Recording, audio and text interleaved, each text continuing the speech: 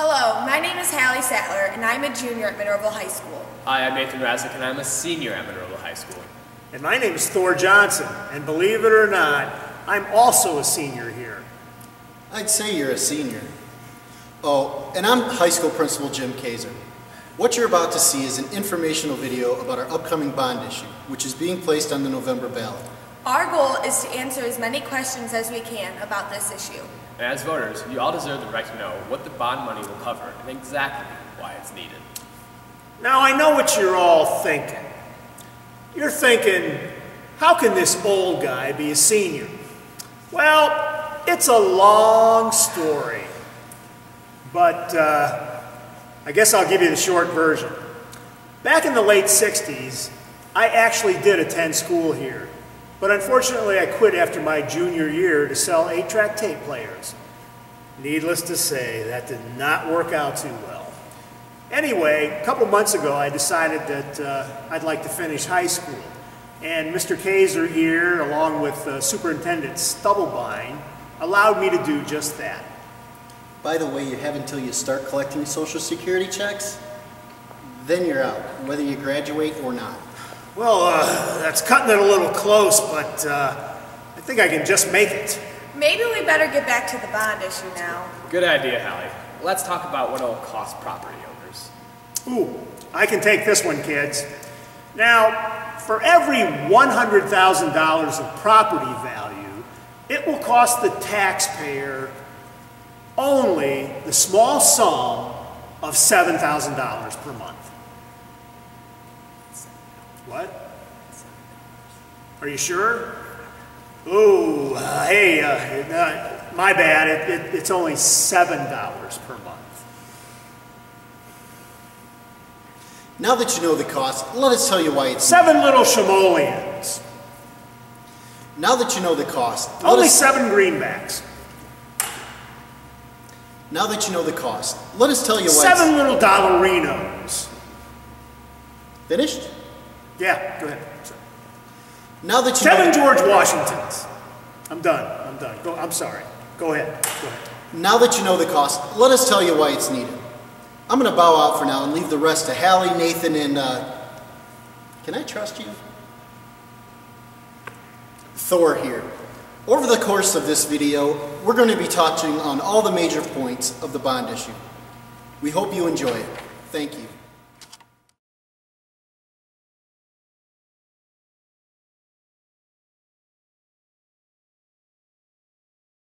Hi, I'm David Stubblebine, Superintendent of the Monroeville Local Schools.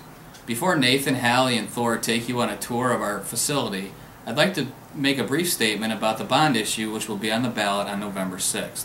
As most of you know, Monroeville schools have been in need of a facilities upgrade for many years. Unfortunately, that has just not been possible in Monroeville due to the high cost to taxpayers. We believe we've come up with a very modest and reasonable solution to our facility problem. This proposal is to expand the elementary school with the addition of new pre-K through 3 classrooms. We would also expand the cafeteria by 15 feet, which would include a new floor, which will also remove the asbestos that's currently under the current floor. And would also put a much needed roof on the entire structure and make the school handicap accessible with the installation of an elevator. Combined with our House Bill 264 project, which replaced windows and lighting fixtures and installed a new energy efficient boiler, we believe this bond issue will solve our facility problems for a generation. Thank you for listening, and now I'll turn it over to Nathan, Thor, and Hallie.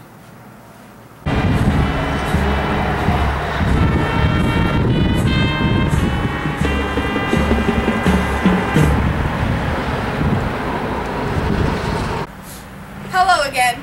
The first issue we'd like to address are the 3 trailers, which are being used as extra classrooms. The trailers are located on either side of the campus, with the elementary having 1 and the high school having 2. We're now in front of the 2 on the high school side. These units were never meant to be permanent structures and are unfortunately rapidly reaching the end of their lifespan. Thor, wake up. What? We're taping. Oh, where am I? Oh, are we taping yet? Yes. Oh, sorry there. Must have dozed off. I was up late last night cramming for a physics exam. You know, kids, I don't remember school being this tough 40 years ago. Where are we at now? We're just telling the folks about the trailers, and it's your line. Oh, okay, good. Now I know what you're all thinking. You're thinking, how did this old fool get in a wheelchair? Well, it's a long story. You see, back in the day, I actually was a Monroeville Eagle football player. But since I quit after my junior year, I figured that I have one more year of football eligibility left. So I called up the Ohio High School Athletic Association, and they said they don't let kids play after 20 years old. Something about an unfair physical advantage over other boys. So they said since I would have lost any physical advantage many, many years ago, I could play. Wonder what they meant by that. Thor, I think we better get back to the video now. Yeah, you're right, Hallie. I'll tell you folks later about how I ended up in this chair. As we were saying, the trailers are nearing the end of their lifespan. Some of their problems are cracked ceilings, leaky windows, soft spots in the floor, and hot and cold temperature fluctuations. And if the school went the route of replacing them, it would cost taxpayers roughly $500,000. Spending $500,000 on new trailers is not the ideal solution. The students would still be in the trailers, subject to storms and cold and ice in the wintertime. Not to mention, the security isn't very good out here. We'd like to take you inside the classrooms to give you an idea what they look like. Hi again. We're out here in Mrs. Charville's 8th grade social studies class. Mrs. Charville, could you tell us some of the problems that you experience out here in this modular? Some of our biggest problems are noise. We have really, really thin walls, so there are a lot of times that you can hear what's going on in the other classroom. You also have outside noise, like you can hear the traffic going up and down on Route 20. And then it's really loud during thunderstorms. And when it's raining, I've actually had to stop teaching because it's so loud that I can't scream any louder to the kids for them to hear me, so I have to stop teaching. How about the security out here? That's probably not too good, is it? No, not really. We have really, really thin walls, and the only entrance or exit in and out is the door down the ramp. And during lockdown, I don't really have a great place to put all the kids. And I guess the ramp gets icy in the wintertime, doesn't it? it does. You can slide down it. I have actually slipped and fallen down the ramp. And the deck in between the doorways, they get ice puddles and the kids wipe out coming out of classrooms. Yeah, that's not good. Also, I think in Mrs. Lohman's class, she's a science teacher, isn't she? She does a lot of experiments. And they don't even have running water out there, do they? No, there's no running water, and then all of the desks are the same as these desks, and they're slanted, and it's really hard to do experiments. And it's quite crowded in her room also, isn't it? Yes, much like this classroom, 28 8th graders out here. I can see you got cramped quarters. I mean, you really couldn't do much out here with all these kids. There's not a lot of room to move. Okay. Boy, you know what? I'm sure glad my son Troy doesn't have to take classes out here. Dad? Troy? I'm right here. I do take classes out here. Is that you? I thought you were still in elementary. No, I'm in 8th grade. Why can't you ever get that right? Oh, they grow up so fast. Yes, they do. Well, thank you, Mrs. Charville. You've been quite informative. And thank you, class. We appreciate it. Now I'm in the back of Mrs. Charville's 8th grade social studies class. I just wanted to ask a couple of children how they feel about taking classes out here in these modulars. This is Reese Kendall. He's in 8th grade. Reese, how do you feel about being out here in these trailers? I don't like it very much.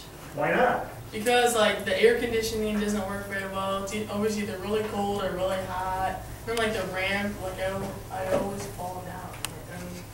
Well, there you go, right from the horse's mouth. Now, let's see, I have a young lady to my right here. What's your name? Michaela. Michaela. How do you feel about taking classes out here? It's not the best space. I prefer being in the building. Oh, well, I don't blame you there. But anyway, well, we got the student's point of view. Thanks a lot. Thanks again, Mrs. Charville, wherever you are. And we'll leave you out of your classes. Thank you. hey, hi. Just out here by the elementary gym in front of the Monroeville Cases of Glory. Now, these cases are where they put all the student athletes who excel at their sport. This case happens to be for football. I keep telling Ben Paul that I was all Ohio back in 1969, but for some reason he just doesn't want to put my picture in there, and I don't know why. I think I deserve to be in there. Look at this, though. I mean, look, there's Steve Moore. I mean, come on, how did he get in here and not me? I bet I know. He must have snuck it in here. Well, you know what? Two can play at this game. I got my picture. I'm going to sneak it right in here. Now, this, I had to take this yesterday because I couldn't find my 1969 quill. But I think this will do because I don't look a day over 18, do I? So I'm just going to put it in here then. Or, what did I tell you about putting your picture in the trophy case? Oh, come on, Ben. I keep telling you that I was all Ohio. I keep telling you we don't have any proof. Our records don't go back to the Dark Ages. Oh, come on, Ben. Please. Well, how about this? How about if you put me in there for being the oldest football player in Monroeville history? You are persistent. Maybe. But right now we are late for the homecoming assembly. Come on, let's go. All right. You know, speaking of homecoming, I asked my wife to the dance tomorrow night. Yeah? What'd she say? Well, she didn't really say anything. She just looked at me like I was nuts and then left the room. I don't blame her. Come on, let's go. Oh, hello. We were just on our way to chemistry class, and as you can see, we're having a little bit of difficulty. Anyway, I know what you're thinking. You're thinking he hasn't told us why he's even in this wheelchair. Well, it's a long story. Thor, I don't think we can hold on much longer. Ah, kids, you'll be fine. Anyway, like I said before, I'm on the football team. And believe it or not, Coach Perriott actually loves having me play. You see, he likes to put me on the offensive line during passing downs because, since I'm 40 years out of shape, I usually end up on all fours gasping for air. And when those defensive linemen come through trying to mutilate our quarterback, why, they just trip right over me. It's beautiful. Or, I don't think we can hold you much longer. Just give me a few more minutes, kids. Anyway, I got injured a few weeks ago during the Seneca East game. Now, it's not what you think. I mean, I didn't get injured on the field, and it's kind of embarrassing. I was actually on the bench, and I must have dozed off. A couple minutes later, they tell me that I just sort of keeled right over. Man, I'll tell you, I didn't even feel the ground when I hit it. Boy, it sure messed up my back.